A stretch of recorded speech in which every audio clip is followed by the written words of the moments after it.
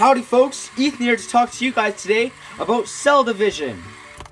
Alright, so let's get started. Okay, so the first part of cell division is called interphase. And during interphase, the DNA duplicates itself, and the DNA also looks like spaghetti, as shown in this picture here.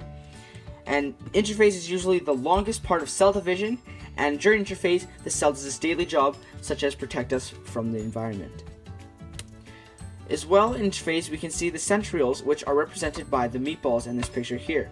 The centrioles are the meat or the protein of the cell, and they are used as anchors later on in cell division. The next step of cell division is called prophase. In prophase, the spaghetti-like DNA packages itself into chromosomes, seen here, that look like bunny ears. In prophase, the nuclear membrane dissolves, as well as the asters and spindles start to form. Here's a spindle, that an aster. The aster is around the centriole, and the spindles are coming out of the centrioles and the asters.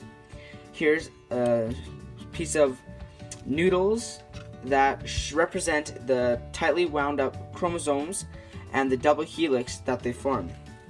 Here's a picture of an Alka-Seltzer tablet that is dissolving just like the nuclear membrane does. The next part of cell division is called metaphase. In metaphase, the spindles latch on onto the chromosomes. So as you can see here, the centrioles, which are these two spots right here on either side of the cell, shoot out spindles, and they go and latch onto the centrioles, or the chromosomes that are in line down the middle of the cell, which is called the equator. And here we have, for representation, the humans, the people that are hugging, are the chromosomes that are lashed onto each other, and the ropes are the spindles. And so what they're going to do is the spindles are going to pull, and they're going to fight each other. Not fight each other, but they're going to pull each other to pull apart the chromosomes and make two, and have two. Then the chromosomes will be separated just like that. And this is anaphase. Anaphase is the next part, and is where the spindles pull apart the two people. So now we have the two separated chromosomes, and they are now going to go to either end of the cell. The next step of cell division is called telophase. And during telophase, the cells start to pinch in, just like this balloon here, into two new cells. And the two nuclear membranes start to reappear where the copy DNA is on either side of the cell. And here, for representation here, we have a balloon. And let's say this balloon starts to pinch here like in telophase, and then all of a sudden it just pops, just like that. And then you're left with two new daughter cells. And these daughter cells are identical to each other. And that is cytokinesis. Cytokinesis is the separation of the cell to create two daughter cells. And that is what this is. Howdy folks, Ethan back here to show you guys how cell division can go wrong. Alright, so the cell messed up.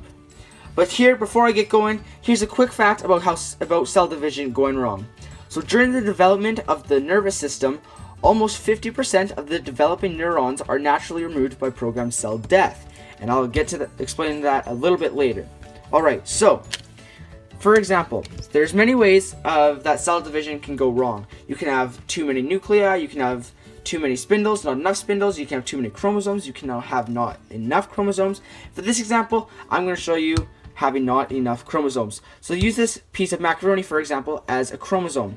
There's one of them. There isn't a pair. So then, when the spindles, represented by the ropes, latch onto the chromosome, they're not latching onto two separate ones to try and pull it apart. They're latching onto one single one, and then when they try and fight and pull it apart, that's not good. And the cell might end up breaking, just like this leg here. And then what would happen is the cell would use programmed cell death to completely destroy itself. And you may think that's a bad thing, but in reality, it's actually a really good thing, because if we didn't have programmed cell death, we would have a whole bunch of bad, messed up cells in our body that would make us not all messed up, and we wouldn't be able to function properly. And that is the end of my presentation. Thank you all for watching.